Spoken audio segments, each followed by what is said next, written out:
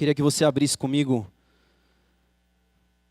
a palavra no livro de Mateus, no Evangelho de Mateus, que na realidade, eu já quero até me corrigir, não é o Evangelho de Mateus, é um Evangelho segundo Mateus, porque nós vivemos um único Evangelho, amém? Nossa, amém? Vocês estão aí, estão comigo? Existe Mateus, Marcos, Lucas e João, e algumas pessoas até denominam isso, não, Evangelho de João, Evangelho de Marcos, não, o Evangelho é de Jesus Cristo. Ele só é interpretado de formas diferentes porque cada um escreveu de uma maneira. Então são todos os livros tratando de um mesmo Evangelho, amém? Abra lá em Mateus 26, 17 ao 19, se o Fê conseguir jogar aí atrás. Amém, se não, quem já achou, diga amém. Quem não achou, clame misericórdia. Ó, o menino tá. Acompanhe comigo então aqui, ó, na tela, fica mais fácil. No primeiro dia de festa dos pães sem fermento, os discípulos dirigiram-se a Jesus e lhe perguntaram: onde queres que preparemos a refeição da Páscoa? Mais um. É do 17 até o 30 eu vou ler, tá? Até o 19, depois a gente pula para o 26. Ele respondeu dizendo que entrassem na cidade, procurassem um certo homem e lhe dissessem: o mestre diz, o meu tempo está próximo, vou celebrar a Páscoa com meus discípulos em sua casa. E os discípulos fizeram como Jesus os havia instruído e repararam a Páscoa. Pula para o 26, por favor.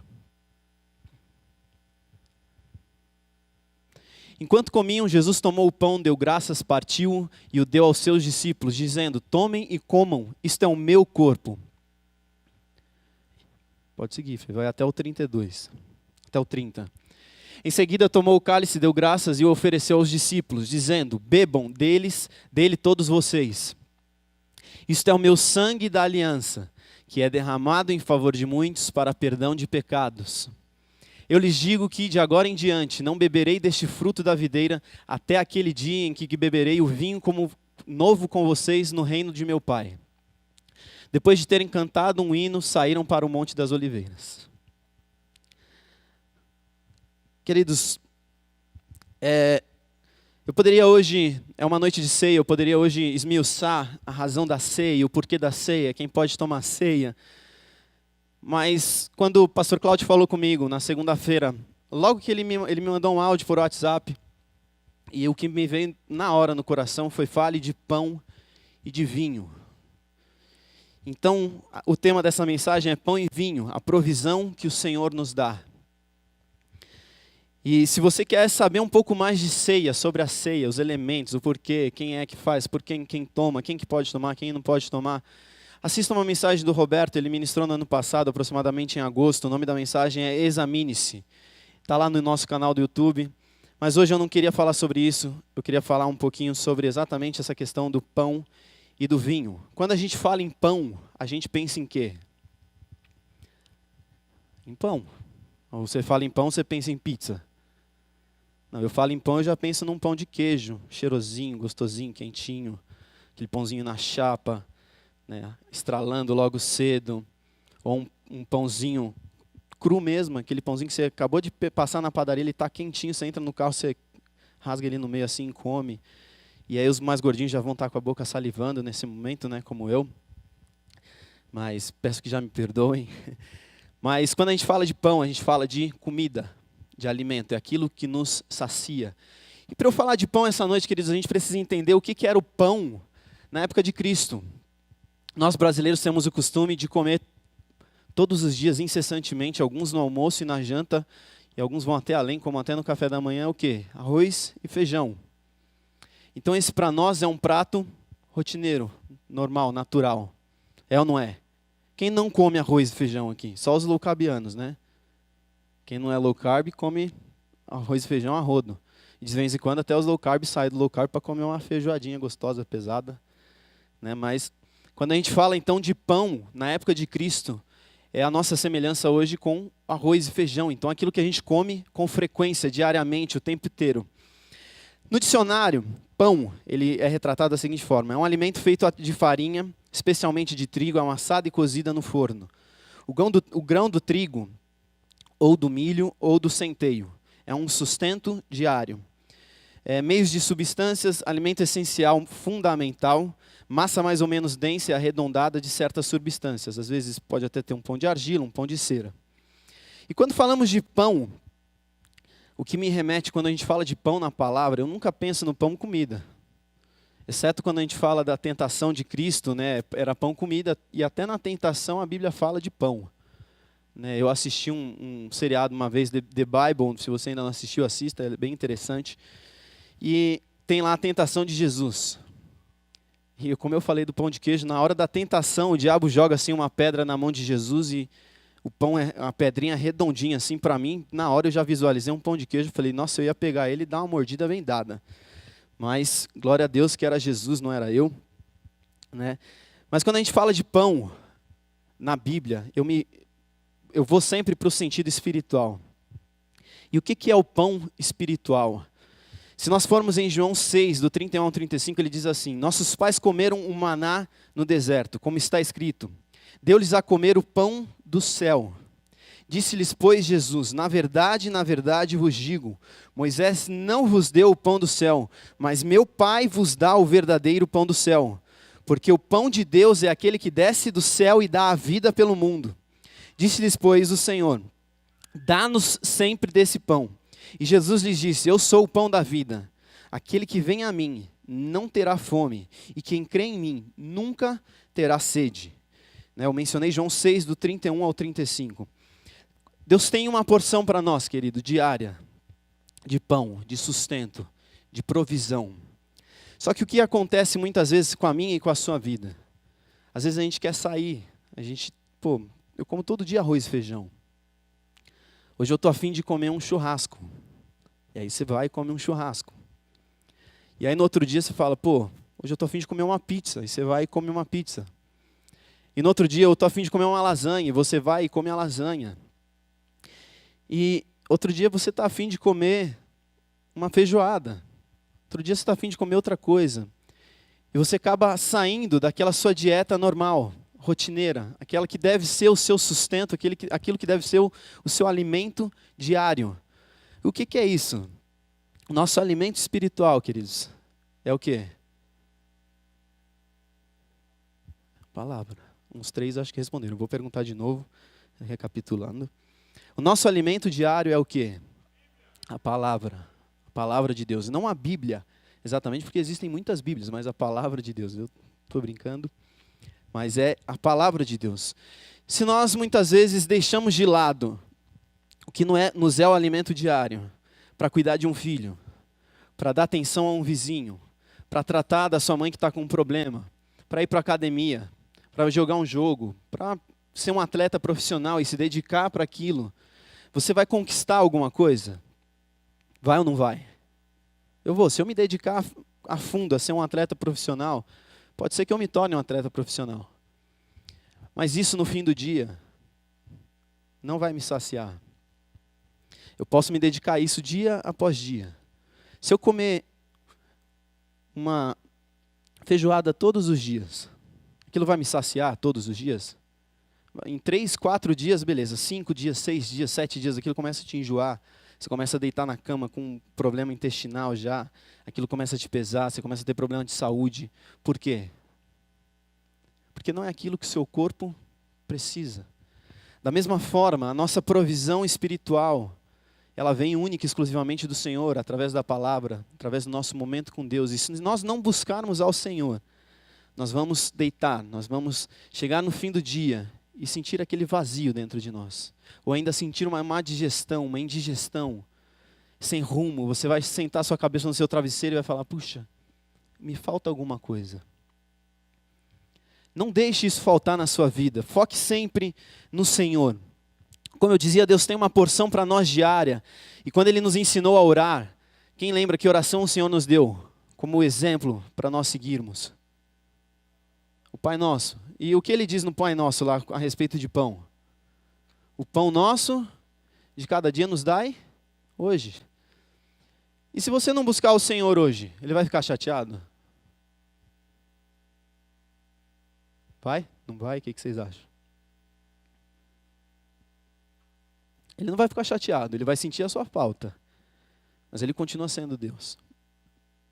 Se nós não buscarmos hoje e amanhã, Ele vai sentir a sua falta? Vai, 2 vezes. Deus quer se relacionar com a gente, conosco, todos os dias, em todos os momentos. Smith Wigglesworth, ele é um avivalista galês.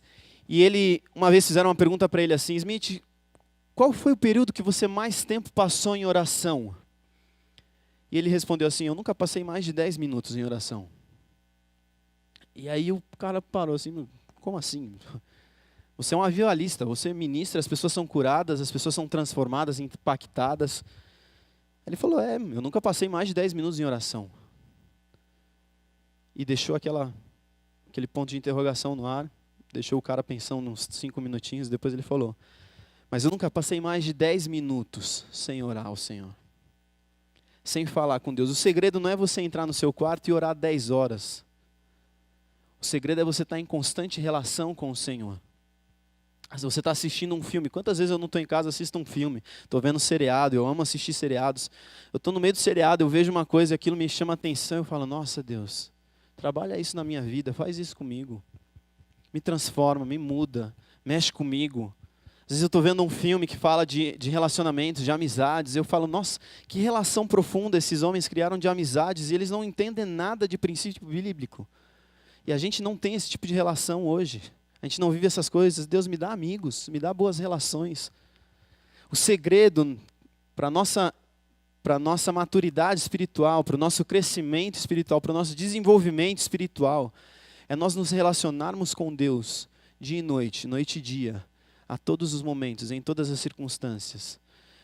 Como alguns homens dizem, fale com o Senhor em tempo e fora de tempo. Né? É uma parafrase com a questão que a Bíblia fala: pregue a todo tempo, em tempo e fora de tempo. As pessoas dizem, alguns homens dizem, fale com o Senhor a todo tempo em tempo e fora de tempo.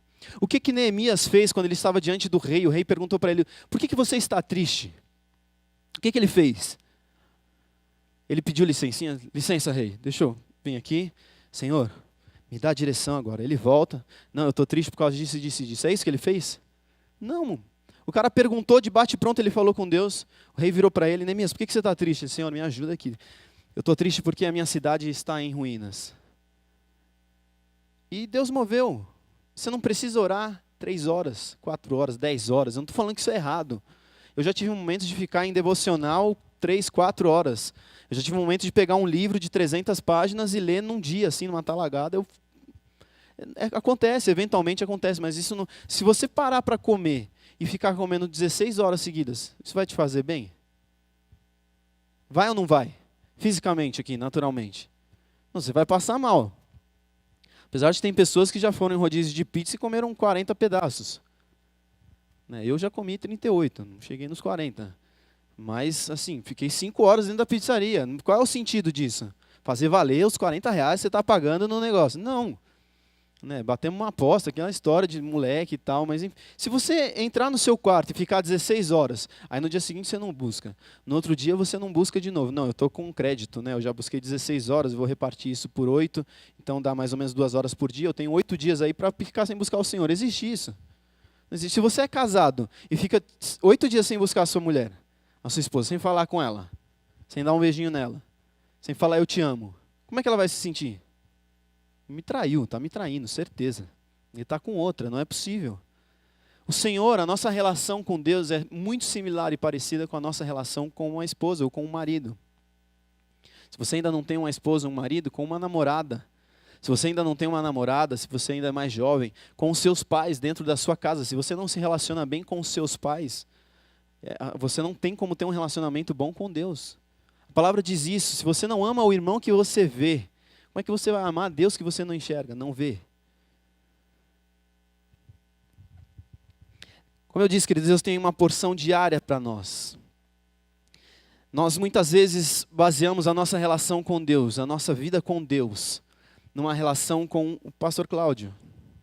Pô, eu estou precisando de alguma coisa. Pastor, me ajuda aqui. Pô, pastor, eu preciso disso. Pô, pastor, eu preciso daquilo. Queridos, isso está errado. Isso é antibíblico. Não estou dizendo que nós não devemos pedir ajuda, que nós não podemos ter mentores, direções de Deus vindo por outros homens. Afinal, Quantos de vocês já foram admoestados pelo Senhor em alguma razão na sua vida, em alguma circunstância na sua vida? Nossa, a gente está com um anjo aqui hoje, um monte de anjo. Vocês que já foram admoestados, em algum momento Deus apareceu para você em carne e osso e falou assim, não faça isso, isso, nem isso, nem isso, nem isso. Já aconteceu com alguém? Eu conheço relatos de pessoas que já viram Jesus face a face. Mas isso é uma regra fora da curva. A nossa realidade enquanto cristãos nós servimos a Deus servindo aos homens. E nós caminhamos com Deus caminhando com outros homens. Ninguém serve a Deus sozinho. Ninguém caminha com Deus caminhando sozinho. Paulo brigou com Barnabé porque ele não queria levar João Marcos. Alguns meses depois, Paulo manda uma carta para Barnabé e pede, me envia João Marcos, ele me é muito útil, eu preciso dele. Em todos os momentos na Bíblia você vê relatos de homens andando com outros homens. Nós servimos, queridos, a Deus servindo a outros homens. Nos jovens, nós servimos ao Roberto e à Flávia. Na igreja aqui, nós servimos ao pastor Bruno, ao Cláudio, nós servimos dentro da igreja uns aos outros. O diaconato serve a igreja como um todo. Nós chegamos na igreja de domingo muitas vezes e a igreja está organizada, ela está limpinha. Por quê? Porque primeiro nós temos um funcionário da igreja, mas muitas vezes temos evento de sábado, o pessoal do diaconato fica aí até altas horas para organizar o culto, para organizar o templo já para o dia seguinte. Então nós estamos fazendo isso por quê? Porque nós amamos ao Senhor acima de todas as coisas, mas nós amamos o nosso irmão. Imagina você chegar aqui no domingo e a igreja está aquela zona. O que aconteceu? O diaconato foi arrebatado. E aí, não tem culto? Porque o diaconato foi arrebatado. Na realidade, se o diaconato foi arrebatado e você ficou, deu ruim. Provavelmente o pastor não vai estar também. O pastor Cláudio falou disso domingo. Você, eu não sei, eu vou para a glória. Nós precisamos, queridos, compreender que a nossa relação com Deus é com Deus. O véu se rasgou de cima a baixo. O sacrifício já foi feito. Nós temos acesso ao Pai. Nós não temos que buscar outros homens para ter acesso a Deus. Isso não significa que nós não podemos ter a ajuda de outros homens para estarmos mais próximos de Deus. Nós precisamos saber a diferença. A gente não pode depender de um homem para estar em Deus. Se você depende de um homem para estar em Deus, deixa eu te dizer uma coisa, o seu Deus não é Deus, é esse homem de quem você depende. Se o seu coração não está em Deus única e exclusivamente, o seu Deus não é Deus. Se você busca ao Senhor com um fim de alcançar fama, com o fim de ser um pregador, de vir ministrar num dia, com o fim de ser um grande músico, deixa eu te dizer, o seu Deus é ser um grande músico, o seu Deus é ser um ministro ou um pregador da palavra, o seu Deus não é Deus. Porque se me tirarem o microfone hoje, eu sei quem eu sou em Deus, eu não dependo de estar aqui para ser alguma coisa em Deus. Quem você é em Deus? O que você tem feito realmente por Deus e para Deus? Nós temos uma visão muito torta, muito errada, com relação a muitas coisas dentro do Evangelho. A respeito de promoção, de multiplicação, de um monte de coisa. A gente tem uma visão muito errada. A gente acha que as pessoas têm que vir até nós e quando a Bíblia diz que nós devemos ir ao mundo. A matemática de Deus é muito estranha. A nossa matemática, nós aprendemos que o quê? 2 mais 2 é igual a 4. Aí Deus vira para você e fala, quem divide, multiplica. Quem subtrai, soma. Menos de mim, é mais o Senhor. Divide o seu pão, o seu peixe. Ele ora e aquilo se multiplica. A matemática de Deus não é a nossa matemática. A nossa numerologia não é a numerologia de Deus. Se é que existe uma numerologia para Deus. 666, 777, 888, 999, sei lá o quê. Se você discar isso no telefone, você vai ligar lá nos Estados Unidos, né? Mas, queridos, nós, em muitos momentos, nós passamos por crises. Nós estamos perdidos. E Elias viveu um momento de crise como esse. Em 1 Reis 19, do 3 ao 6, a Bíblia relata o seguinte, Elias teve medo e fugiu para salvar a sua vida. Veja como ele entra em parafuso com ele mesmo. Ele está fugindo para salvar a sua vida. Em Berseba de Judá, ele deixou o seu servo e entrou no deserto, caminhando um dia. Chegou a um pé de giesta, sentou-se debaixo dele e orou, pedindo a morte. Quando a gente está desesperado, a gente faz besteira. O cara saiu da cidade para não morrer. Aí ele sai da cidade, no meio do deserto, ora para Deus e fala, me mata. Qual é o sentido disso? Faz algum sentido? Alguém entende? Eu não consigo entender. Eu ouvi uma explicação de um pastor uma vez que falou assim, se eu sou Deus, eu falava, cara, volta para a cidade e eu terceirizo o serviço, eu não preciso te matar aqui. A Jesus lá já quer te matar. Volta para lá. Alguns outros homens já falaram, não, ele não queria morrer pela mão de uma mulher, porque ele é machista. Mas, enfim. Então ele volta, pede e ora ao Senhor, me mata. Já tive o bastante, Senhor, tira a minha vida, não sou melhor do que os meus antepassados. Depois se deitou debaixo de uma árvore e dormiu. De repente um anjo tocou nele e disse, levante-se e coma. Ele olhou ao redor e ali junto à sua cabeça havia um pão assado em brasas quentes e um jarro de água. Ele comeu, bebeu e deitou-se de novo. 1 Reis 19, do 3 ao 6. Em outras passagens, o povo quando sai do deserto, em caminho de Canaã, quando sai do Egito, passando pelo deserto, no meio do deserto, eles oram porque não tem comida. E o que Deus dá? O maná, que é o pão do deserto. Além disso, na tentação, eu brinquei já também, na tentação, até o diabo tentou Jesus com pão. Queridos, existe uma analogia muito profunda com a questão do pão na Bíblia. O pão é algo muito superior a uma simples formada de pães, a uma simples bisnaguinha ou um pão francês, o que quer que seja. A respeito do pão, queridos, nós temos essa provisão diária, que te é liberada, que está ao seu acesso, mas você precisa querer. Voltando para a ceia, existe uma outra passagem ali de Mateus, no versículo à frente, depois que ele fala do pão, ele fala do cálice. E o que quer dizer cálice, queridos? A gente aqui tem um costume de ceiar com o suco de uva.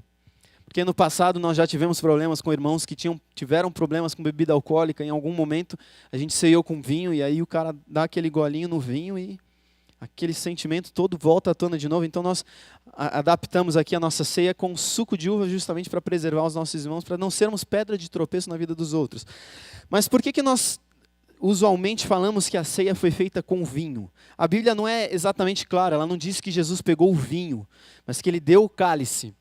Só que quando nós vamos estudar sobre cálice, no dicionário português ele diz assim, é um pequeno copo, sempre provido de pé, para licores ou bebidas fortes. E quando fala de bebida forte ou licor, é uma bebida alcoólica. Vaso sagrado empregado na missa, para conter o vinho que será consagrado. O conteúdo de um cálice. Além disso, ele fala também, figuradamente na Bíblia, tá? É figuradamente para significar sofrimento ou a morte, o sangue de Jesus por nós.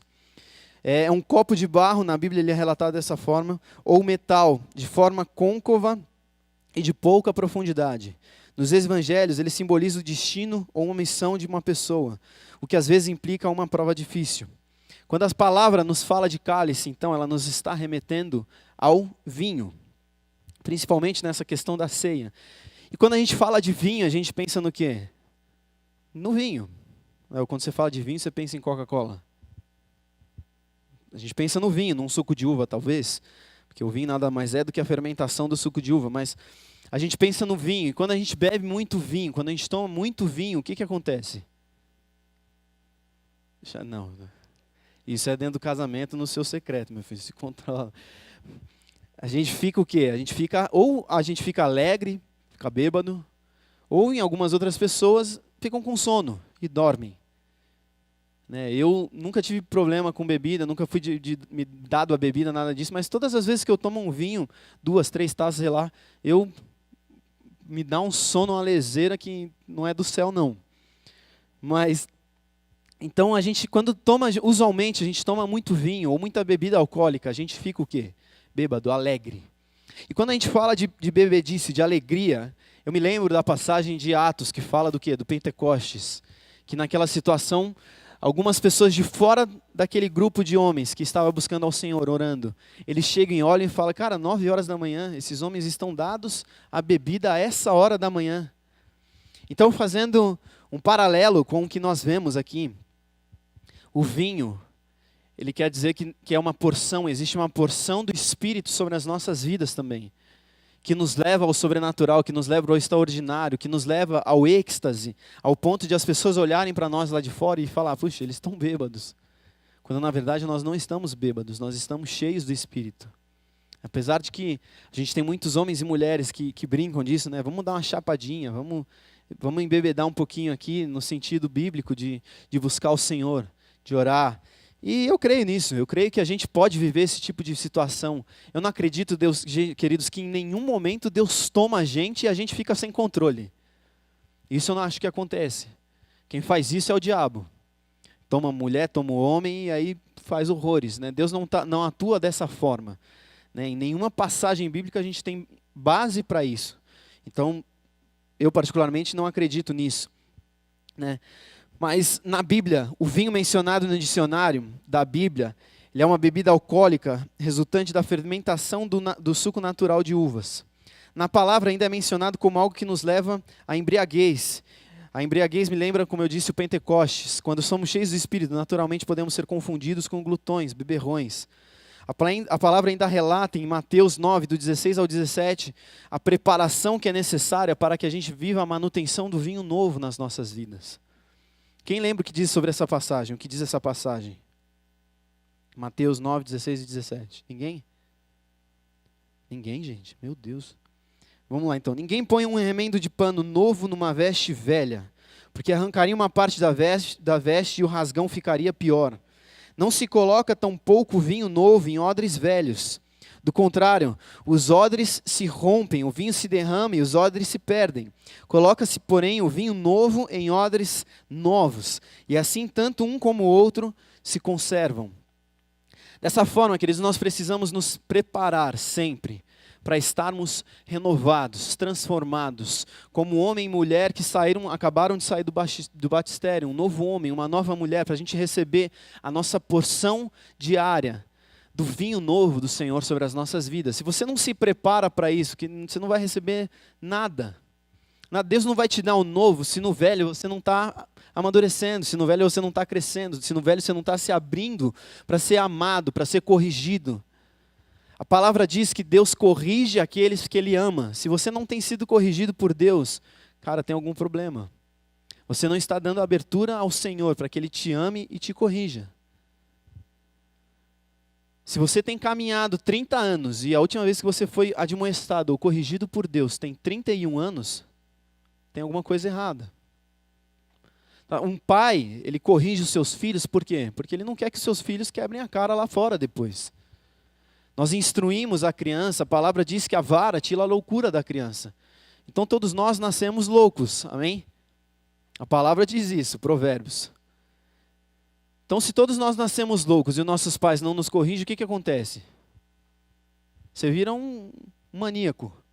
Você vira um assassino em série, você vira um estuprador, sei lá, você vira um monte de coisa estranha. Alguns não, alguns amadurecem sozinhos, alguns aprendem muito com a vida, outros não aprendem com a vida. Nós precisamos nos submeter à direção e à correção do Senhor sobre nós. Tá, eu vou falar de mim. Eu aprecio muito a liderança que existe sobre a minha vida. Porque durante praticamente 22 anos, eu não tive efetivamente um pastor sobre mim. O meu pai, ele é meu pai. É diferente o pastor Bruno chegar para mim e falar, Ti, imagina como é que eu vou chegar no meu pai como pastor e falar, Pastor Bruno, eu tive um problema com meu pai.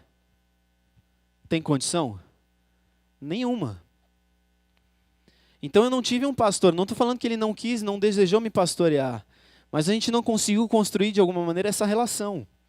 Isso não significa que ele está errado, ou que eu estou errado, que ele é um endemoniado, ou que eu sou endemoniado. Aliás, endemoniado eu nunca fui. Eu já fui atormentado. Endemoniado eu nunca fui. Né? Então, a gente precisa apreciar as lideranças que existem sobre nós, os irmãos que estão à nossa volta, ao nosso redor. Né? E dar abertura para essas pessoas. Eu já disse isso para o Michel e para o César. Nós lideramos o diaconato em conjunto. E numa reunião nossa, acho que na primeira reunião eu falei para eles, vocês têm toda a liberdade de me chamar de canto e falar, Tiago, você está errando nisso. De me apontar o dedo na cara com amor e falar, Tiago, você errou. Como já fizeram, Michel já fez. Na realidade eu fui até ele e falei, cara, eu errei. Ele falou, errou, eu acho que você não devia ter feito isso. Eu falei, então me perdoa. E existe algum problema nisso? E a gente fica de mimimi? Não pode, gente, não pode existir isso. Se você quer caminhar efetivamente uma vida com Cristo, você precisa se submeter àquilo que Deus tem para você. E isso inclui a correção, a admoestação, o nos mostrar o caminho, que muitas vezes não é o que nós queremos seguir. Se submeta a isso, se submeta à direção do Senhor. Para que o vinho novo venha, nós precisamos viver isso, nós precisamos vivenciar isso. Você acha que, eu vou para um congresso de louvor e adoração, queridos, eu já fui, eu amo, e assim que eu tiver condição de novo financeira, eu vou. Isso é muito bom, mas se você for todos os anos para isso, você vai ser tocado, impactado todos os anos. Ou você vai se convencer de que você está sendo tocado e impactado todos os anos. Mas se você não viver uma mudança na sua vida, você não está fazendo nada, você está indo num show. E não num congresso. Ou uma conferência. O Luiz Hermínio diz muito isso. Se você vai numa conferência, você está indo fazer o que numa conferência?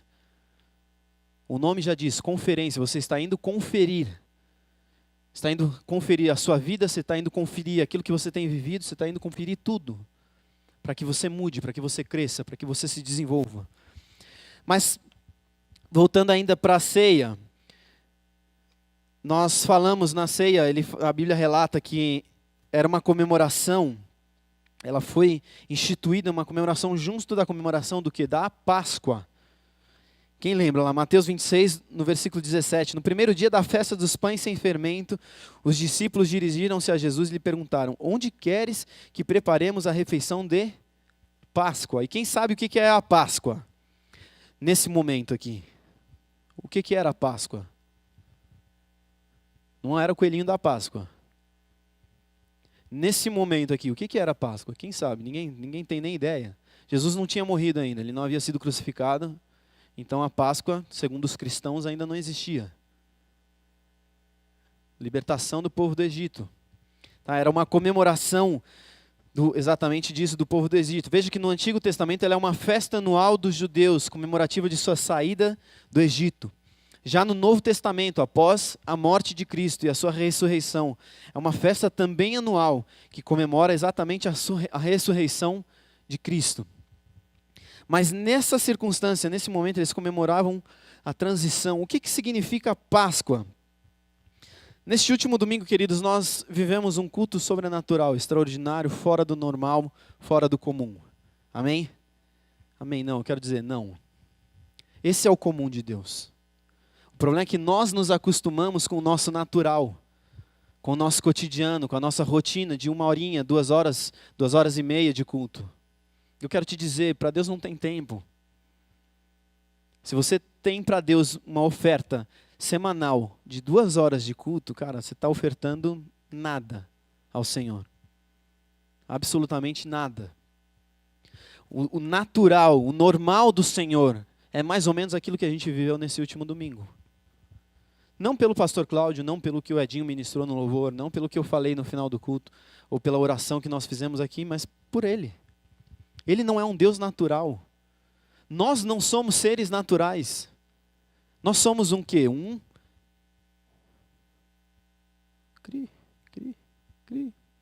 O que nós somos? Nós somos um ser espiritual. Quem fez aí o panorama? Os irmãos com vergonha de levantar a mão. Quem fez o panorama aí? Fizemos o que nós somos enquanto seres? Enquanto criaturas? Nós habitamos num corpo natural. Nós temos um espírito. Nós somos um espírito, nós temos uma alma e habitamos num corpo natural. Então nós não somos seres naturais, normais. Esse corpo aqui morreu, acabou. Se eu vou ser parecido com isso na glória, eu não sei. Eu sei que eu vou estar lá. Mas nós caímos nesse erro de achar que o nosso natural, o nosso normal, é o padrão do Senhor. E não é. O padrão do Senhor é basicamente aquilo que nós vivemos nesse último domingo. E nesse último domingo, 2 pessoas ao final do culto chegaram para testemunhar aqui para a gente aqui na frente. A Fabi é uma delas, a outra foi o Roberto. E eles disseram, o Roberto na realidade começou e a Fabi falou, Deus me falou a mesma coisa.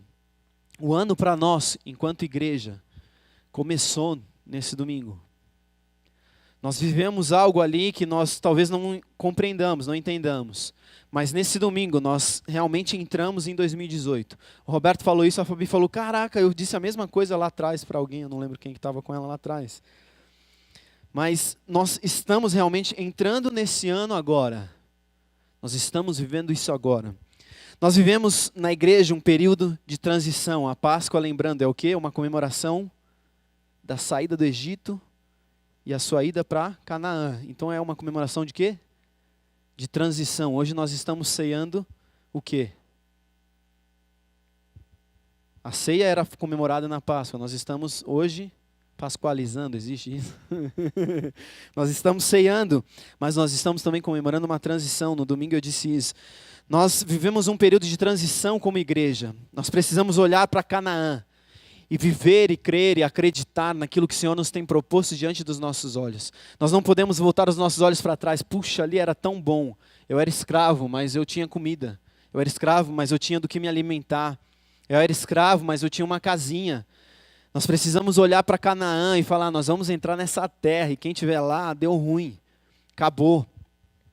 Nós não podemos mais deixar gerar no nosso coração, enquanto igreja, um espírito de maledicência, um espírito de Babel, de Jezabel, um espírito que busca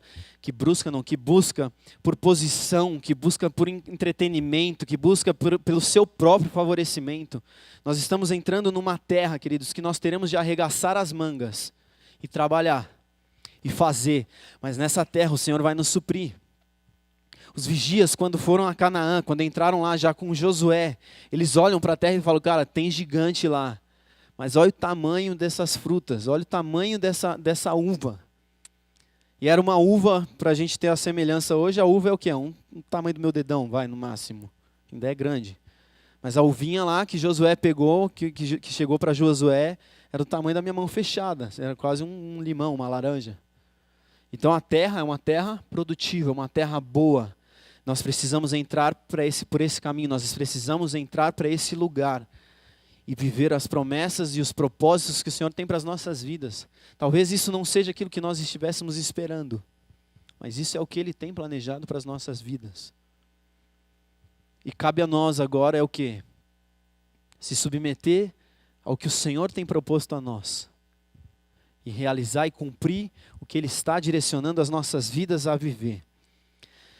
Em Josué 5, de 9 a 12, ele diz assim, então o Senhor disse a Josué, hoje removi de vocês a humilhação sofrida no Egito. Por isso até hoje o lugar se chama Gilgal. Na tarde do 14º dia do mês, enquanto estavam acampados em Gilgal, na planície de Jericó, os israelitas celebraram a Páscoa. No dia seguinte ao da Páscoa, nesse mesmo dia, eles comeram pães sem fermento e grãos de trigo tostados, produtos daquela terra. No dia seguinte, de comerem do produto da terra, o maná encerrou. Já não havia maná para os israelitas, e naquele mesmo ano eles comeram do fruto da terra de Canaã. No deserto, queridos, a nossa provisão vem do Senhor, o maná, o sustento diário vem do Senhor. Quando nós somos infantis ainda, espiritualmente, como Paulo diz, quando eu era menino, eu pensava como um menino, eu me alimentava como um menino, eu buscava ao Senhor como um menino. Quando nós amadurecemos, nós crescemos, nós precisamos buscar ao Senhor como pessoas maduras, como adultos. Se você é uma criança, você chega para o seu pai, eu estou com fome, seu pai fala, pega alguma coisa lá na geladeira, o que você vai pegar? Danoninho, bolacha, salgadinho, você vai comer o que você quiser.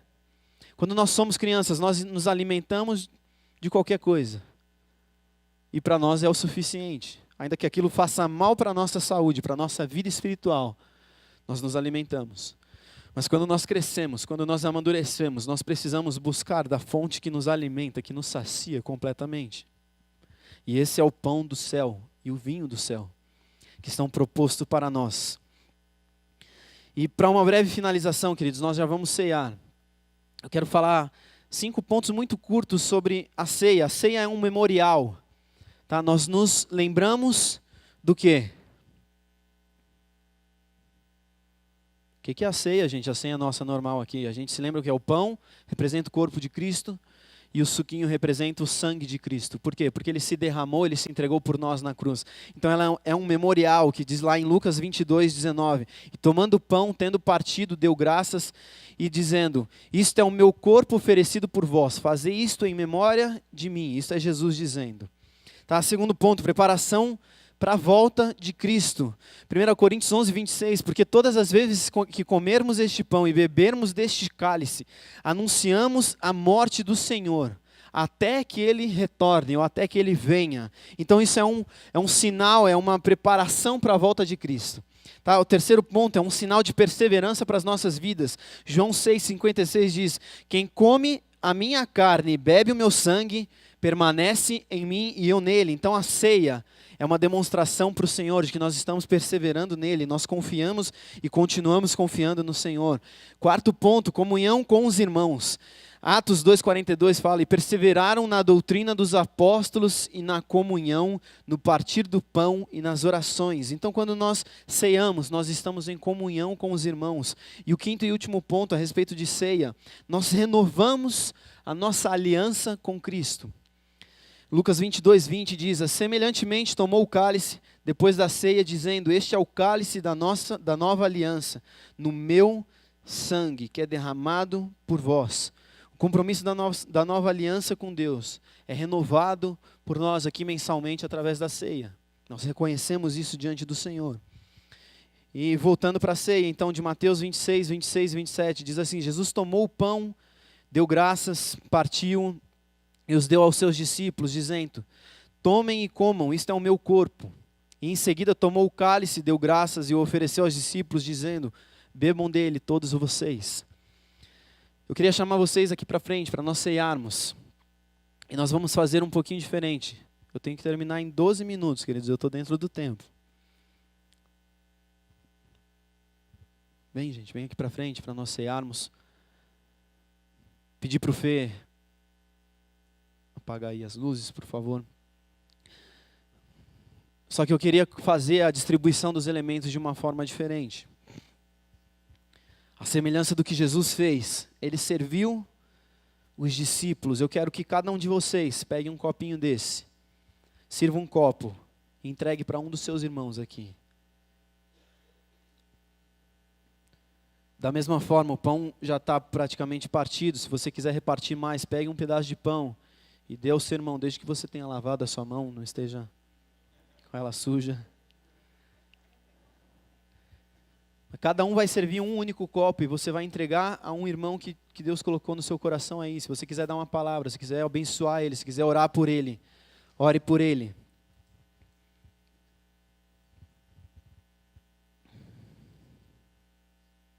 Pode ser?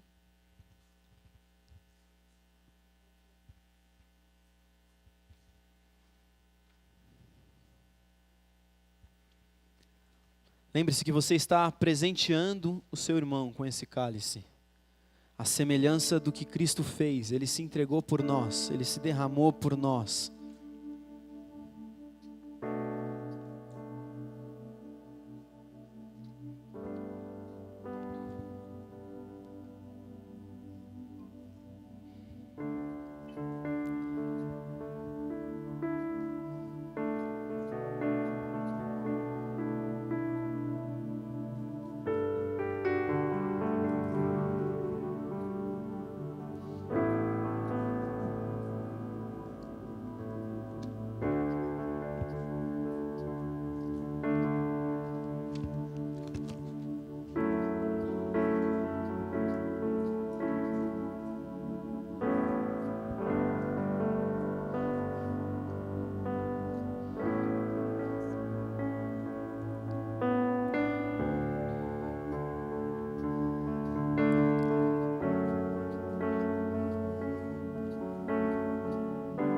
Faça, queridos, até que todos estejam com um copinho. Aqueles que já receberam um copo, podem vir até aqui pegar um pedaço de pão. E se você ainda quiser com pão, abençoar alguém também, dê um pedaço de pão ao irmão.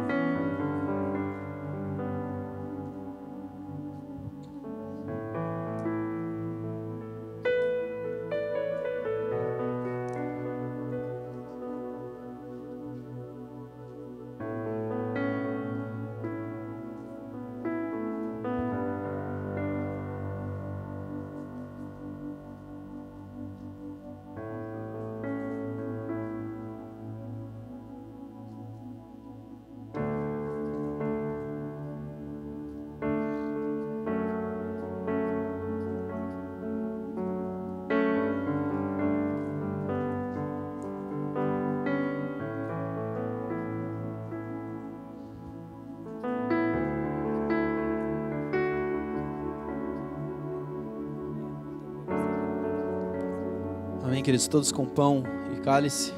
Falta alguém? Falta alguém? Não.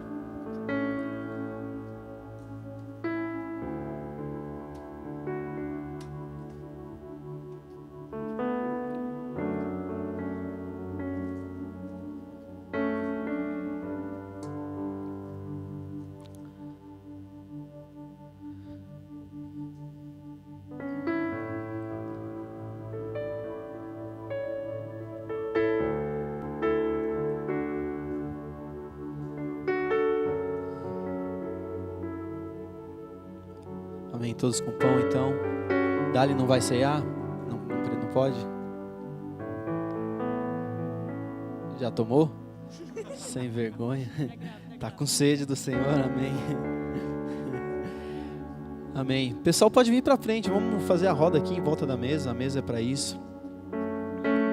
Amém, Rodrigo. Amém, Dani. Para a mesa.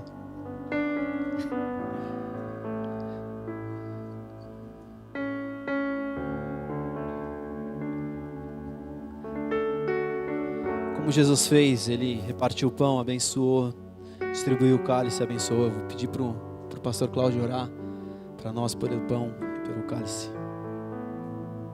Amém. Obrigado, Jesus, pelo teu sacrifício na cruz. Obrigado, Senhor, porque o Senhor se entregou por nós. O seu corpo foi moído, Senhor, naquele local, naquela cruz, para que hoje nós tivéssemos vida e tivéssemos vida com abundância. Senhor, como é bom poder desfrutar dessa ceia, Senhor, em comunidade, em comunhão, Senhor, porque só o Senhor pôde fazer isso por nós. Só aquele sacrifício, demonstrando o tamanho amor inexplicável que nos constrange, Senhor. Obrigado, Jesus. Obrigado, somos eternamente gratos a esse sacrifício e consagramos, Senhor, esse pão a Ti, que ao ingerirmos, Senhor, possamos ser curados, transformados e restaurados, para a glória do nome do Senhor. Amém, Jesus. Amém. Pode comer o pão.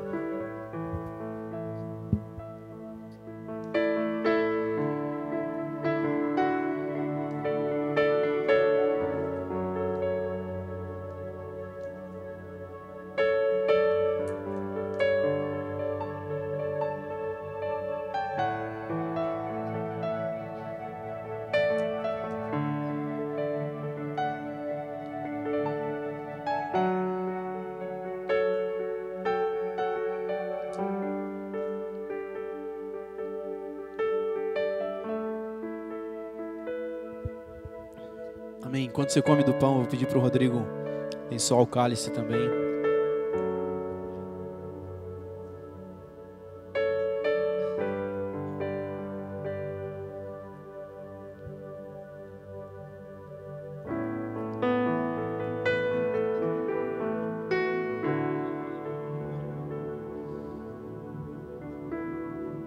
Senhor, eu quero te agradecer, Pai. Te agradecer por tudo que tem feito por nós. Te agradecer pelo teu ato de amor para com as nossas vidas, Pai.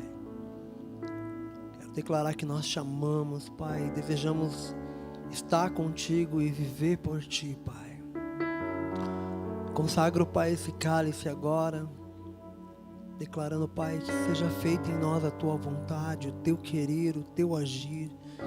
Que possamos experimentar coisas novas no nosso dia a dia, Senhor. E cada dia mais se aproximar de Ti, Senhor. Que o Senhor possa, Pai, se derramar aos nossos corações, se revelar a cada um de nós, Senhor. À medida que buscarmos, à medida que nos aproximarmos de Ti, Pai. Eu te agradeço, Pai. E nós consagramos esse cálice agora em nome de Jesus, Senhor. Por tudo que fez por nós, Pai. Amém. Pode tomar.